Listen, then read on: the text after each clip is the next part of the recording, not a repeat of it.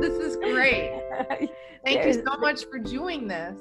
Oh, you are so very welcome. You know, it's so funny when you texted, I was just sitting down going, okay, I need to do a whole series of little talks about, you know, what to do when you're alone, what to do when you have no one who touches you, right? What to do when you're suddenly home with your partner, the kids, you know, how do you treat it like a retreat? What, you know, so there's all these things that one can talk about, right? Because it's so unusual. We're in such an odd place. Yeah, I mean, I feel like all of your teachings that I've listened to and all the stuff that we've ever talked about was all about this maintaining and generating polarity between two people. And we were just talking about how much of that probably comes from the fact is people leave the house and the world contextualizes your partner for you in a way that makes them seem more interesting and attractive. Not with us because she's the most interesting person in the world, but in general. And so I was thinking that, you know, in a world now where there is nothing left to contextualize your partner, it's just them and all projection goes away. I think it's cool and exciting and kind of and super fun, and it's felt really different in an exciting way. At the same time, I can see how it can get very topsy-turvy with a couple and really change the way they are feeling about each other and seeing each other. So I didn't know, I wanted to hear you talk about all of that. I am super happy to talk about all of that. So shall we just jump right in?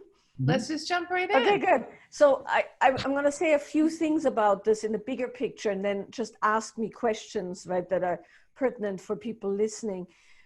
Because the thing is, right, there's polarity and then there's the relationship. And as you said, and I think this is really well said, we get our partners in small doses. Most people don't spend 24 hours a day together, right? And they have a life outside of our life. And then when we come together, that's hopefully exciting, or at least there's something to be said and done. But now we're suddenly in a situation where not only do a lot of people spend a lot of time together, it's also a crisis. And it's not just, oops, you ended up on a vacation where it's raining and now you're in together all day. And it's a real situation of total unknown. And so in addition to the challenge of suddenly being with your partner, or some people are alone, right? And or some people have their children at home, which they're not used to, and their partner, suddenly there's also total unknown, incredible fear, right? Doesn't necessarily mean you're afraid of dying, but you might be afraid of not paying the rent or afraid of not going back to life the way it is. So it's a really, really important time to understand a few things. Yeah. And so I think the one thing that I want to talk about, and we can pick which topic to talk about both, is how do you recognize when your partner has trauma or excess stress, and how does that actually it's easier for her. It's really easy. It's pretty easy with Gwyneth. Yes. Well, you guys have a really good relationship, right? So and you're also very aware, so it's a lot easier. But sometimes people's behavior it's not that clear. You know, some people get very, very controlling when they get stressed. They just have to have everything just so, because that's how they feel okay. Some people get really spun out and they look okay, but they're a little bit dissociated to the point where they don't behave quite as they usually behave, but not so much that you really notice. Some people freeze. So they kind of go very, very low to the ground still and almost catatonic. Some people go into fight and they get very aggressive and they pick fights and, they get super irritated. And some people go into flight and just want to hide under the covers. So those are all behaviors that when you're not aware of that maybe not even having anything to do with the partner at hand, but with the more global situation, can cause an enormous amount of stress on the relationship. So what are the best ways, you know, for those of us where so many of us or all of us are at home? What are the ways, how do you suggest that we get in touch with what those things are and bring language to them so that we're not disassociated or lashing out or irritable? Well, I think in this particular situation, you have to assume that you're not completely okay. Mm-hmm. Right? I think at this particular moment in time, because this is not your regular moment, right?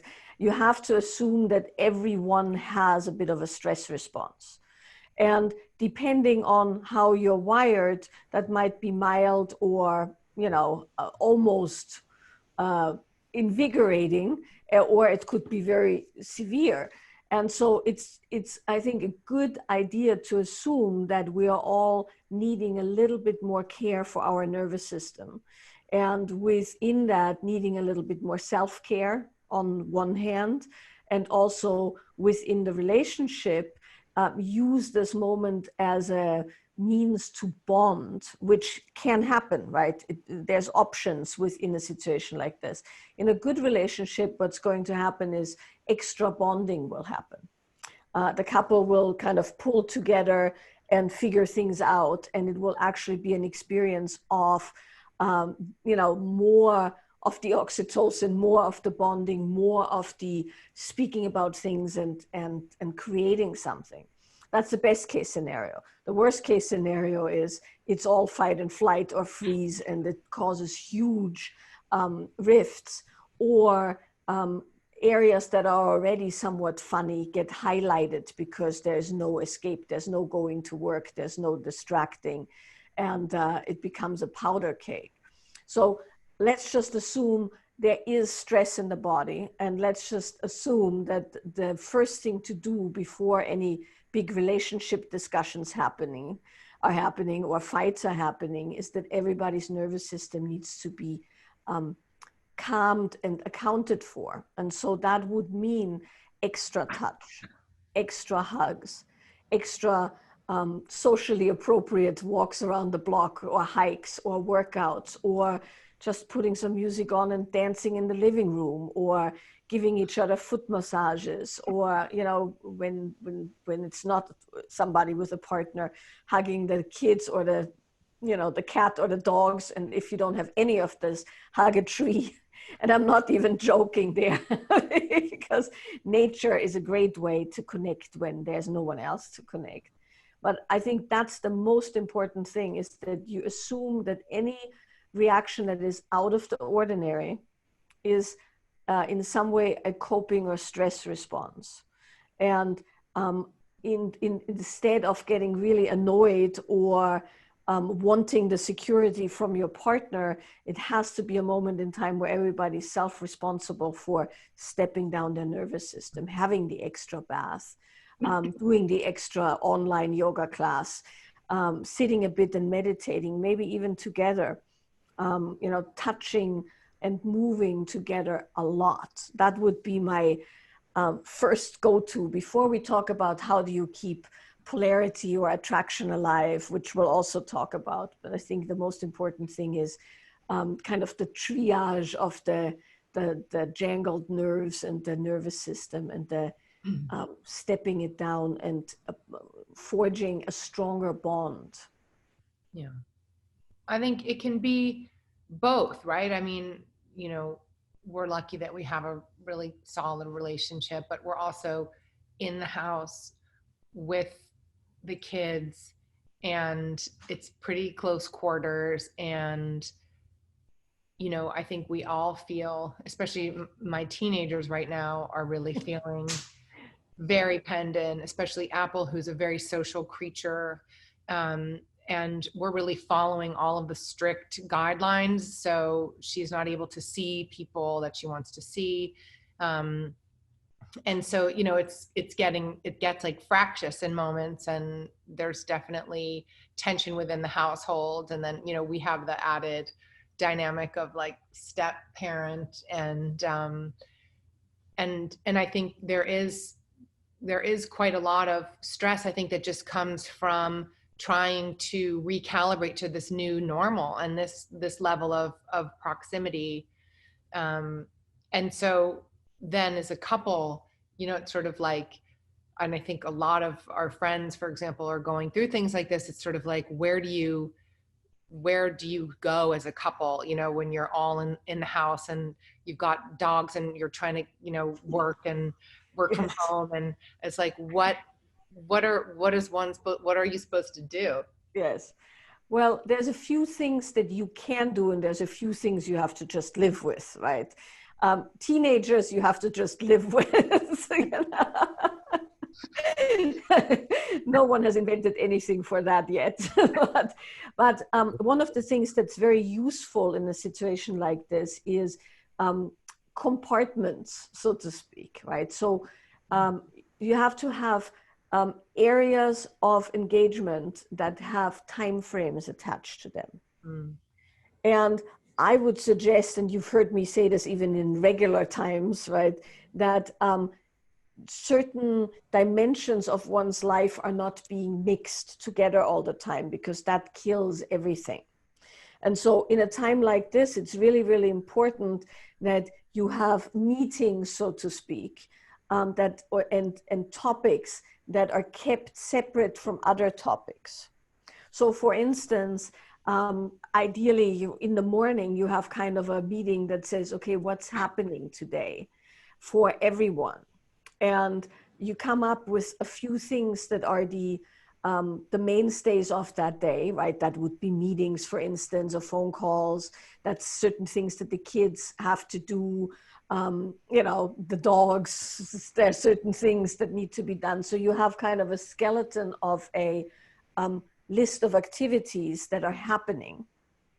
And then what I've suggested to a lot of people in the last week is you have a list, and I have it here on a whiteboard on the wall, a list of potential activities that you would like to engage in, ideally creative things or movement things, or, you know, it could be anything that is out of the ordinary, that you might have always wanted to try, or that you don't ever have enough time to try, or things like that, where you pick from that list of activities for yourself, for your children, for the household, right? And you become somewhat creative, and you become somewhat active in engaging in areas that you usually wouldn't. And then that will...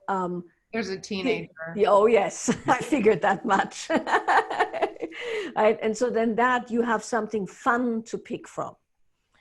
And then within that, you want to be very careful that for you as a couple, or for anyone as a couple, there's times in the day that are not taken up by the, what I call administrivia, right? Where it's the constant, who's taking the dog out? Do we have enough dog food? Who needs to be called? Who is doing the kitchen? And it becomes this real muddled thing where your, you know, couples time gets muddled in with the kids time, with the dog time, with the kitchen time, with the logistics time. And there's no actual delineation in any of it. And that is really grating on anyone.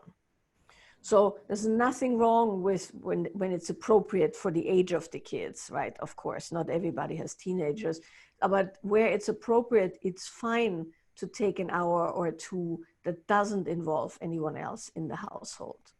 And it's fine to have a meeting that talks only about the logistics, right? And then you drop it, and then you do actually something that's fun, or that's engaging, or that's a learning, or a physical activity together with the kids, alone, doesn't matter. That's a you know, day-to-day creation. But you have to see this time as a time that can be really, really instructional and useful and worthwhile, instead of just a massive inconvenience. Because within the inconvenience, that discontent breeds, and then that spreads out to everyone and everything. It's like some fancy at-home, spiritual retreat that we're all having. But you have to be your own retreat director. Do you anticipate, is there some psychological model for, in the way that there are the stages of death? Is there, you anticipate as these weeks go on, certain weeks are going to feel certain ways, and this week will feel, as denial goes away, it'll feel one thing, and then next week, and then 3 weeks from now, we're still here. So is there something that people can anticipate? Like, we have to prepare for next week and the week after emotionally, because these are the things that are going to be the things that might trip everybody up. Yeah, I think it will be different for different people, but here are some of the things that can happen depending on how serious you take things, and also, of course, depending on how insecure your standing in the workforce and your bank account goes, right? Because I think what we have to remember is that this is ultimately a for the body, maybe not in actual life, right? Hopefully not, but it's a life or death kind of a consideration. For some people it will be actual death, and for some people it will just be incredible hardship, and for some people it will point out the worst of their relationships, but they can work from home, or they always work from home, or they have a business that's not dependent on this. So different people will have different moments, but what we can look at is that within the life or death, right, situation, the survival situation, certain things will kick in. And one thing that I want to mention before we go into what to anticipate in general is that because it's kind of a life or death situation in the body, some people, some bodies react to threat of life or threat of circumstance, with some bodies respond to a threat of existence with wanting a lot of sex. And some bodies respond to the threat of existence with wanting a lot of food.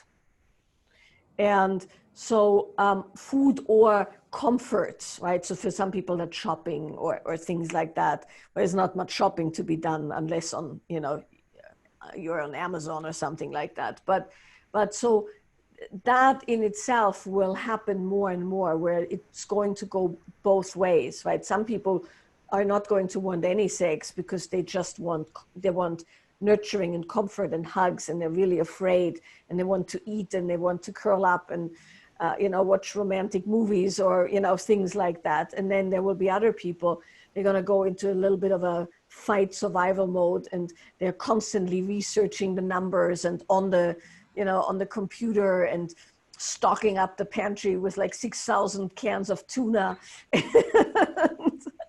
and gas masks, and they get all amped up, and they want lots of sex because, of course, in the organism, reproduction is the thing that one has to do when threat of life is in case. But in other organisms, that means hunkering down, maintaining body fat, maintaining the ability to ovulate, for instance, right, and things like that. So you'll see that happening. The more extreme the situation will get, the more those kind of two polarities will happen. Then the other things that will happen is when there is a threat to kind of the situation of living, rent can't be paid, or the kids are missing so much school that it's a problem for their education, or all of those kind of things. The anything that is weak, any weak spots in the relationship, in the personal structure of the being, will erupt.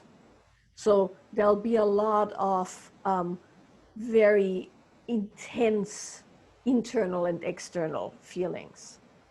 So that will happen. And then, of course, the next thing that happens, and we see this already, of course, is that people, there's a whole mechanism in a human being that when there's an actual threat, people get somewhat risk positive. So they actually you know, that's why there's people out there on the beach taking selfies, kind of, you know, laughing in the face of the threat, that kind of a thing. That partly it's ignorance, but partly it has to do with the body kind of going into an extra risk response. So what that will mean is certain people will just think it's not really that big of a deal and take some risks that could endanger their family and themselves in all kinds of ways, not only going out and socializing, but making odd financial decisions, making odd dating choices, making strange sexual decisions that they wouldn't necessarily do if not in the middle of a real risk situation. So that's pretty much what we're going to look at. And then also people are going to get very antsy and they just want it to go back to normal, and they'll start pretending it's not happening, and you know, all of that will happen. What level of, you know, trauma response are people in right now, do you think? Like my worry is always that we're going to go a little bit off and not realize it because we're so in it that we won't be able to have a sense of how much we are. And because it's so collective, there's nobody out there to call us on it, to say, hey, wait a second, especially everybody in one house, but certainly if everybody in one neighborhood, everybody in one town, city, country, all those things. So how do we manage that, and where do you think everyone is at the moment? You know, I just did a call for all my ongoing students in the US, Europe, and Australia. And so I had a couple of hundred people on the phone, like on Zoom. You know, I did 3 calls for each of the continents, and people kind of checked in. And there were people in Amsterdam who had been isolated alone in their home for weeks with no one out on the road now. And then there'd be people in Australia, you know, who have lung issues from the wildfires, who are terrified. Because, you know, they have an issue suddenly, even though they're young. So I think collectively there is quite a bit of trauma from the unknown, and also from the difference in level of concern. So meaning, you know, some people are very concerned and they're doing the right thing, and some people are just pretending it's not happening. And I think that's what's causing the worst gap right now, is that it's not a uniform area of concern. Like, for instance, in the UK now, where everybody's on lockdown, everybody's suddenly going, whoa, okay, this is really serious. And that collective makes it a bit easier to also deal with it, because you are on even footing with a lot of people, and the best of humankind can kick in where people are actually connecting. But I think over here, we're still in so many different places that it's hard to tell where people are at. And that's why I was saying earlier, within the house and within your neighborhood, you can assume people are not completely right, even if they're not afraid, but just by the fact that they're out of their routine. And human beings are creatures of incredible habits. Right? We thrive on having those habit patterns to anchor us. And when our habit patterns are taken, as we know, anybody who's ever wanted to even just quit coffee or something like that knows that when you are deprived of a habit pattern, it causes massive irritation in the system.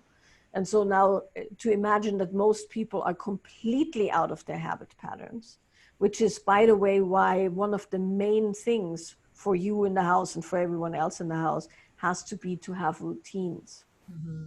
Because the organism needs an anchor. And the more there is a routine, and the more there's something to rely on, and the more you can at least stick with the morning routine that everybody had before they went to work and things like that, the better it is for the system. But I would say it's pretty heavy duty for everyone who is suddenly out of their usual ways of being. Yeah, for sure. And so, given this new circumstance, and like, for how do you suggest that communication can change or play a role in you know, because we do also have an opportunity right now to look at those habits and look at our pre-existing habits of communication or lack thereof. And so in a way, it's a unique opportunity to stop and think about the ways in which we communicate or don't communicate. Do you have tips for how people should sort of rethink their communication in this time? I think that would be the best case scenario, is when everyone, instead of just trying to numb out by watching endless TV or, reading endless news, would actually look at what's working, what's not working, and what can be done to make things, set up for the long run, even when we're out of this. Hopefully we'll get out of this, right? And so some of the things to consider when we look at communication, let's talk about first, between partners, but then pull it out to other people, is, which is always a good thing, but we don't always do that, of course, is to assume that your partner, as much as you, are in that kind of odd situation, and sit down and actually connect. Just sometimes not possible when people are constantly on the go and most of your connection happens via text or quick phone calls or things like that. Now suddenly you have the time and the space to sit with your partner and look at your partner and go, how are you doing? And I think that should always be the first question, right? Every time people are connecting, is how are you doing? Is there something you need to discuss? Is there something I can help you with? What do we need to do? So that there is a feeling of mutual understanding and collaboration. And because that's the key, the only way it's going to improve the relationship is when it feels like two people are collaborating and two people are caring for each other. And so that should be the first thing, every morning or every time there is a chance, is how are you? How are you feeling? How does your body feel? Is there something that you'd like to talk about? Is there something you'd like to do today? What can you and I do today to make this a good day, right? Those are all good questions. I have a whole list of them, which we could give people, that I've made for people to work with. And then you can pick and choose, but the whole sentiment is one of, we're in this together. And this is a moment that's never happened before. So let's do something with this. Yeah. Yeah. What about if people are home with a partner or someone in the house who it's very clear one of them is having an extreme reaction to it and is not aware? How does the other partner help that person get a sense of that they're experiencing in an extreme way? Am I? No, you're great. You're fine. I mean, I'm no, but I can imagine that there are partners where one person is watching the news every day and is freaking out about everything. Yeah. And is hoarding canned food and is not letting anybody touch, and its hands are raw from washing them and all these things. Right. So Right. I would wonder, even in a really very communicative relationship, that could be very scary, because you're now, sort of trapped with somebody who's really having an Yes. First and first line of defense here is that you have to acknowledge the person and their behavior, right? So you might not agree that the entire office is now a toilet paper storage, right? But you have to go something like, I see you're taking this seriously and I'm really glad about that. Or I can see this is really upsetting you. And I'll see, and I know that it's important for you to read the news. And I'm worried you're just frying your system. You can say that, but you have to essentially make sure that you don't discount their coping strategies. right. That's really, really important, because as humans, we have ways we cope, and they come from our upbringing and our previous experiences and so on and so on. And so whatever somebody has going on, you have to affirm that their feelings are okay, right? You can't go, what the hell is it with all this toilet paper? You're crazy, you know, this is insane. You might feel that, but the toilet paper or whatever it is, right? The cans of tuna are like a life preserver in the mood and the nervous system of that person. Right. And so you want to always affirm what it is that they're doing as having a positive impact on them. And if you can find a positive impact on the family or on you, you can also mention that. And then you make the suggestion that has to be a suggestion that says, and now that we've done that, let us spend some time together, you know, just doing something together, or going for a walk, or cuddling, or having a massage, or watching a movie, or whatever they're not doing. And, you know, I have friends in Italy that are on complete lockdown. And what they've done, which is, was met by great resistance by everyone, but it's being enforced, is they are turning their internet off for certain hours of the day. Oh, right. And That's actually such a brilliant idea. yeah, and it really made a huge difference, because everybody was just on the phone all day and on the news all day, and they had no connection. They have 2 children and they have their mother with them. And it was just insanity, and in a small apartment in Bergamo. And so what they decided to do is they have certain hours where everybody works, and then they turn it off, and then they're doing charades and Monopoly and whatever they can do, because they actually can't even go outside. And now they're streaming yoga classes, and everybody does yoga together. And it's, you know, it's very, very hard because they're in such close quarters. But if something like that has to happen, then something like that has to happen. But of course, that has to happen with agreement, right? And touch is always the best way to de-escalate somebody when they're like this, right? But of course, when they're really, really, really wired, they're not going to want, you know, touch to begin with, because it makes them less vigilant or less in their head about things. So you have to kind of gradually be with the touch and just say, can I have a hug? Can I have a hug, right? And then when they give you a hug, then you will hold them and rub their back and go, God, that feels good. Can we do more of that? So it's always best to de-escalate via the body and not try to argue your way out of somebody's maladaptive coping.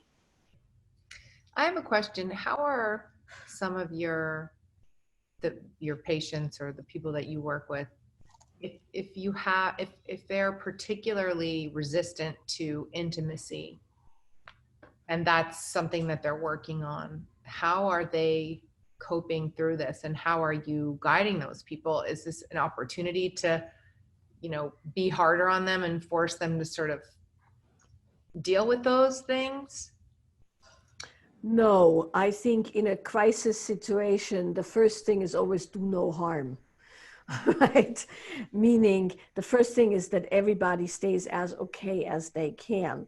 So I would suggest, if at all possible, for whomever I work with, to put any kind of relationship drama, discussions, things that need to be worked on the back burner, and simply focus on the best possible communication and understanding and relationship that can be had, so that when there is some actual situation, which could no doubt arise, right? And for some people, they will get sick.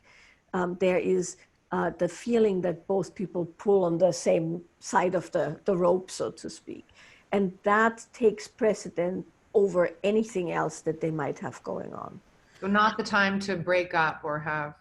Not the time to break up, not the time to have the really heavy duty conversations, certainly not the time to work on the things that are weakest, because, you know, that's just pouring gasoline on the fire. It's the focus on what's best between two people at this particular moment in time.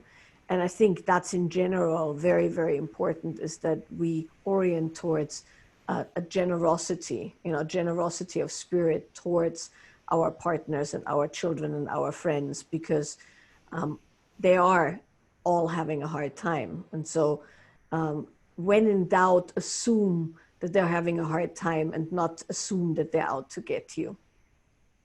I have a good friend who follows your work and knows that we are going to speak today.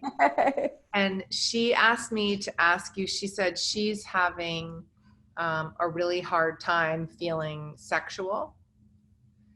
And it's not usually an issue, but during this time, she's having a really hard time with it. And she wanted me to ask you how women, because she also said that a couple of her friends are having this issue, what should women be doing? What do you recommend in your practice for women to get back in touch with their sexuality? Yeah, I think that's it. It's really, really true that most women I've talked to are not feeling very sexual, and it is kind of interesting because everybody's been asking me exactly that, and I've just put out a new course, a pleasure course, for that reason, even though I wasn't going to do that till the summer, because it's so widespread amongst women. And it has to do with what I was saying earlier. The female body, when put under stress, goes into the survival mode that has to do with reproduction, with existing reproduction. So ovulation, pregnancy, breastfeeding, so food and comfort and sweets, interestingly enough, right? Because it's the upping of the body fat, are the things that most women are reporting they want to do. They don't want so much pleasure because that feeling of opening to pleasure is, of course, also opening to all other kinds of emotions and sensations. Exactly. And it's fairly normal for many women to have quite strong emotional reactions in the context of pleasure, sexual pleasure, orgasm, things like that, right? Crying or even anger and things like that. So a lot of women are having a really, really hard time with that. And I think in a couple of weeks, Brad was asking earlier, what are the progressions over a couple of weeks? Over a couple of weeks, that will actually change by itself, because there comes a moment where then the boredom kicks in and the threat level goes down if we're in this long enough, and then that comes online naturally. But if it doesn't, or if it's an issue, then the way to go is engagement with the senses and not sexual engagement to ramp it back up. Because engagement with the senses is what brings sensuality up, and sensuality begets sexuality. But engagement with the senses is also very important for survival. We survive by smelling that the food is good, tasting that the food is good, seeing that there's no predators coming, feeling for well-being and touch and things like that. So by going via the senses, and that would be things like self-care, beauty, which is not frivolous during a time like this, right? Dressing in ways that feel particularly good. It's tempting to just stay in your PJs all day. It's not good to do that, right? On the contrary, making the extra effort is actually the way to go. I spent the first 3 days I came back from Europe and I had to self-isolate because I came back from Europe. I got dressed up in red, and I don't usually wear makeup around the house under any, but I dressed up as if it was a special occasion, because I needed to counteract that feeling of the unsensual, horrible fear contraction. So those are the ways to get back into the sexual desire, which will come back naturally. But to further that, there's a lot of things we can do. Self-massage, taking that extra time because we're home to do extra things for the body. Having the extra sensual enjoyment of the cup of tea or even the food when people crave food, without going overboard and without making ourselves wrong for not feeling super sexual. It will come back, and will come back much faster when it goes via touch and smell and sight and sound and the engagement with that. And how, if you're talking to people in Italy, I think, one thing that will start happening very, very soon is that a lot of people are going to know a lot of people who are sick and have parents or friends who are even in the same city or across the country in the hospital, and they won't be able to have any access to them. Yeah. And so how are you talking to people about grief and how to comfort one another when you're trapped in a house and the people you love are in a hospital, and what's the best way for people to handle each other in that situation? Yeah, well, that's going to be a whole other, really heavy duty situation when that starts happening, and it is starting to happen with some people. And, grief is an interesting thing in the sense that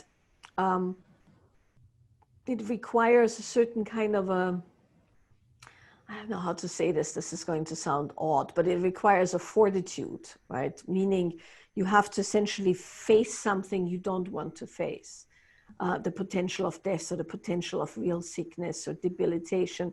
And so it's important to know that we want to shrink away from that. And we want to hide and numb and do things so that we don't have to feel it. And so the best you can do for somebody who is in that situation is to gently encourage them to feel the things that they're feeling. And very, very important, and this is something that most people do instinctively, but that's really not good to do, is you don't want to comfort somebody in a way that they suppress their reaction. It's very normal, because that's what we do with small children, right? When a small child cries, you take it and you comfort it till it stops.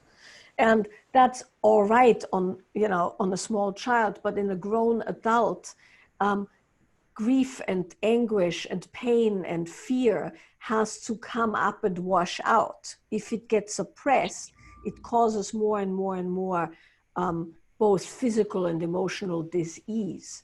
And so it's really important that when somebody has emotion, that you allow those emotions, that you don't, and often that means not, patting them on the back and going, no, it's okay, there, you can stop now, because it has to come out, it has to wash out.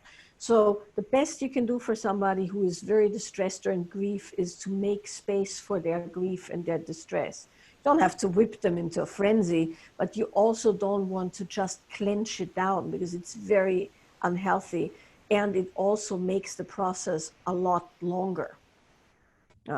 And that's the best gift you can give somebody, is to actually just be with their stuff and not have it have to go away.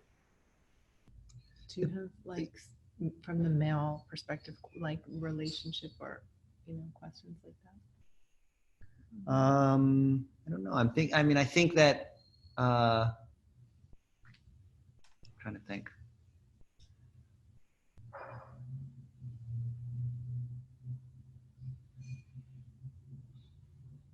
No, I don't think I can. Okay. I'm trying to think.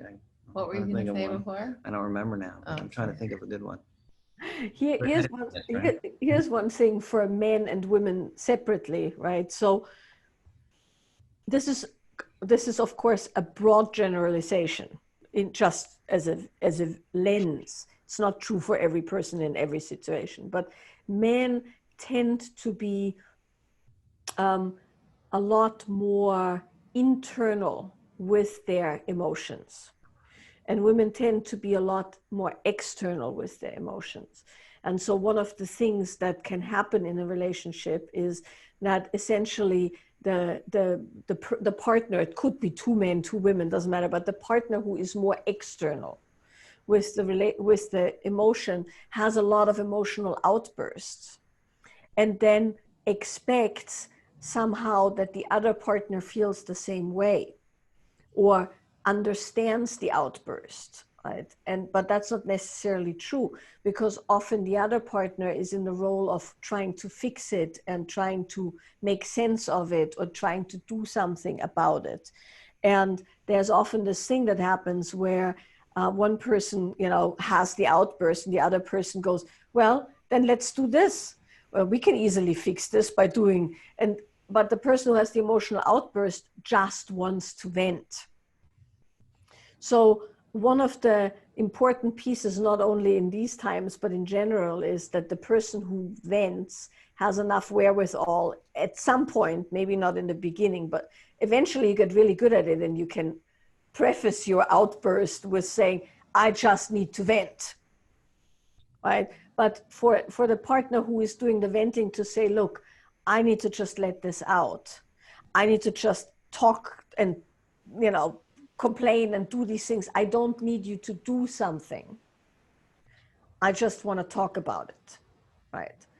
So that's one thing. The other thing is, if that can't happen, the recipient of the vent can go, are you venting, or is this something we actually need to address?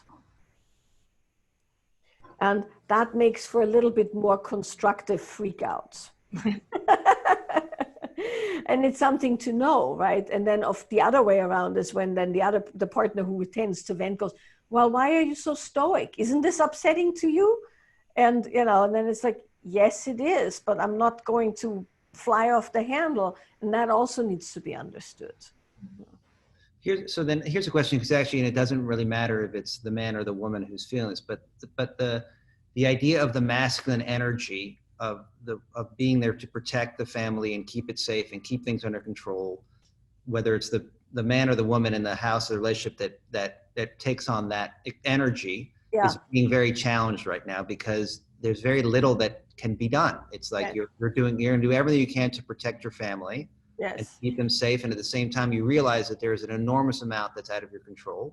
Yes. And so how do you protect that energy in this space where it's challenged is maybe too small of a word, where you could lose? Yes, that's a great question, right? So one of the ways you protect that and challenge that is by activity.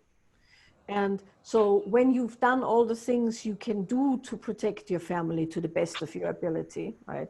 And when you are done fingering your tuna cans and toilet paper to assure that they're, that you're okay, then you can use that energy and encourage that energy being used creatively. So it can either be used creatively, or it can be used in actual physical workouts or activity, but it has to be used or it's going to kind of get pent up. So it's actually a great time, once you have provided for your family and your children to the best of your ability. There's a certain impotency in all ways of the word in not being able to actually do the thing, right? Go fight the thing, make it go away. And so that can become very, very either anger or aggression producing, or kind of depression or anxiety producing. And so it has to be channeled, and it's really important that it gets channeled. And that's why I was saying earlier, it's good to have activities that everybody agrees on, that foster the creativity and that foster the channeling of that energy in something constructive. Right? And it's the same is true with the feminine energy. Yeah, right? I was wondering what the flip side of that is, because you can't have it's very hard to have probably vulnerability when in this moment when it's not safe. Correct. You can turn vulnerability is there, right? But you can turn it into nurturing, and you can also turn it into the creative application of care. And for both the masculine and the feminine energies in this moment, service, being of service, is actually the antidote to what we're talking about, right? The creativity on one end, and then creatively also being of service.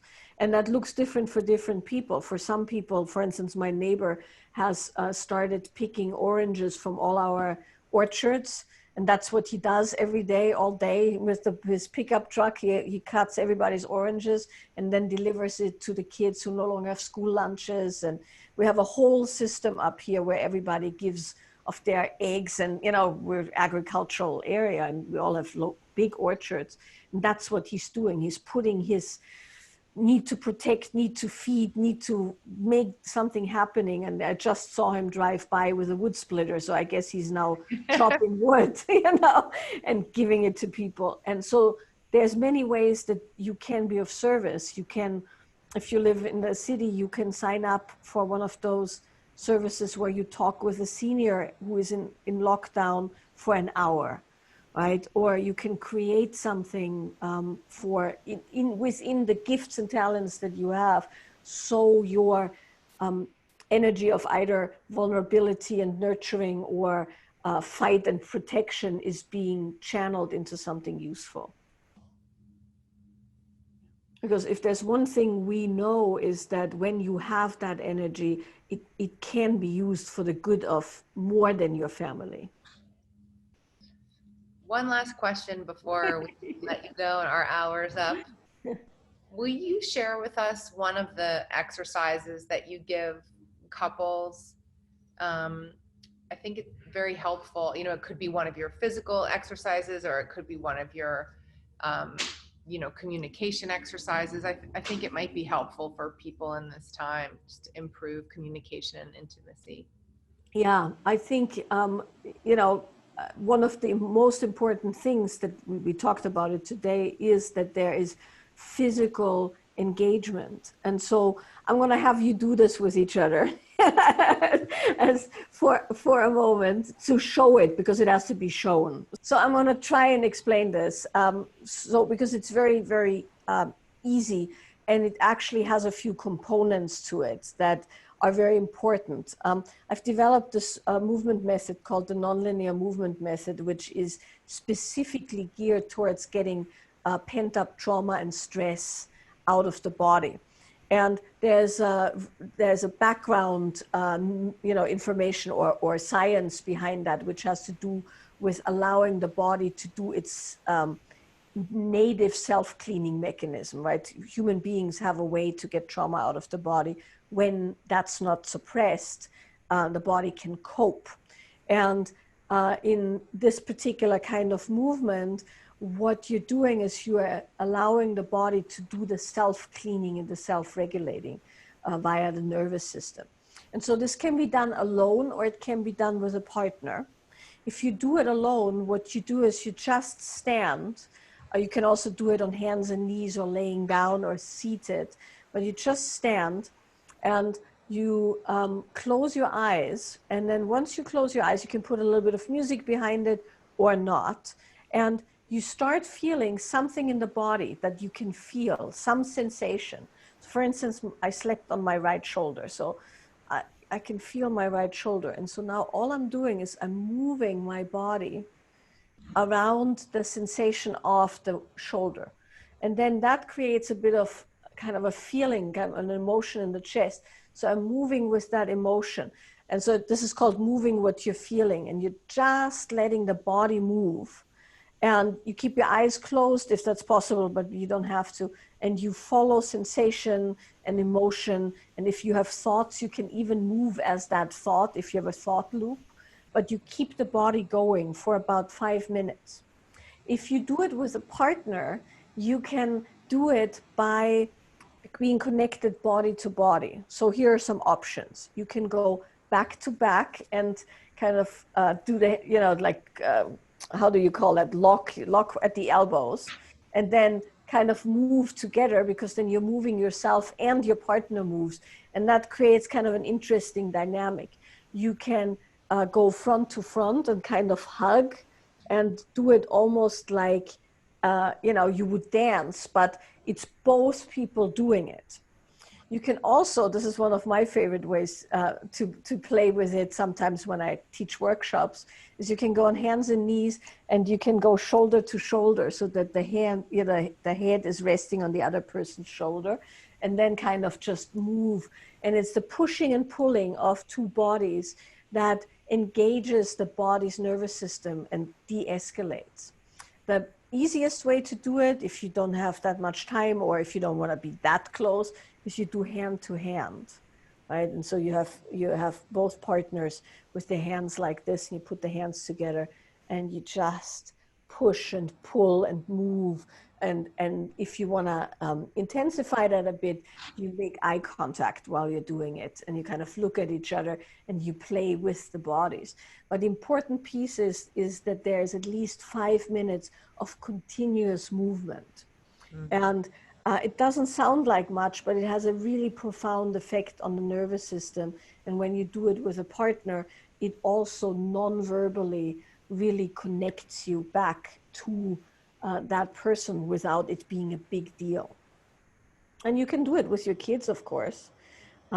After the when I lost my house in the fire, I did it with my dogs, believe it or not, because my dogs were very, very traumatized, you know, because they were in the burning building. And so I had one of my dogs, I put her against my chest with her back, and I take her legs and, you know, with my arms, and I'd kind of move her body till she stopped being so stiff. And it really, really releases, even in a dog, and certainly in a human, a lot of that pent up and kept tension. That's so great. Thank you so much, Michaela. Thanks. Oh, you're so welcome. Wonderful. I think so informative. I hope you know, there's some takeaways in here.